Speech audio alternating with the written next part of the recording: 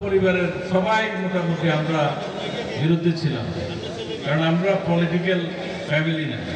উনি দীর্ঘদিন থেকে ব্যবসা বাণিজ্য করছেন, সমাজে তার অনেক কন্ট্রিবিউশন আছে। সে বেঙ্গল গ্রুপের চেয়ারম্যান।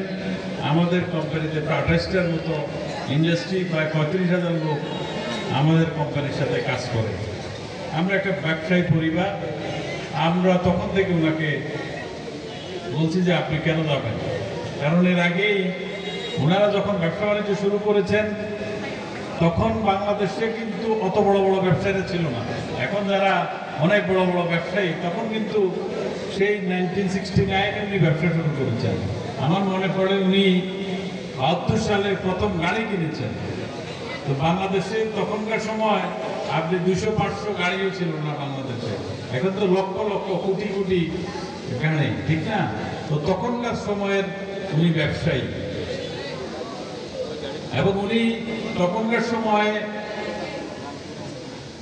সমাজের জন্য স্কুল প্রতিষ্ঠা করেছেন, সমাজের অনেক কন্ট্রিবিউশন করেছেন। আমাদের নোয়াখালীতে যারা রাজনীতির সাথে সম্পৃক্ত, যারা সামাজিক কর্মকাণ্ডে সম্পৃক্ত, সমস্ত এই কাজের সাথে কিন্তু ওনাকে পাইতেন।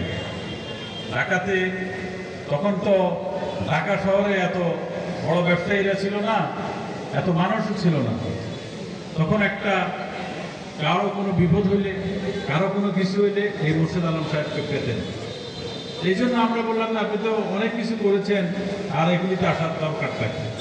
উনি আমাকে একদিন বললো যে দেখো, আমরা তো করছি, যদি আমরা এই সকল জায়গায় আসতে পারি, আরো বড় আকারে করার সুযোগ হয়। সরকারের যেসব কর্মকাণ্ড, উন্নয়ন কর্মকাণ্ড, সেগুলি নিয়ে আরো বৃহৎ আকারে কাজ করার সুযোগ হয়। আমাদের পরিবারের মধ্যে দীপুই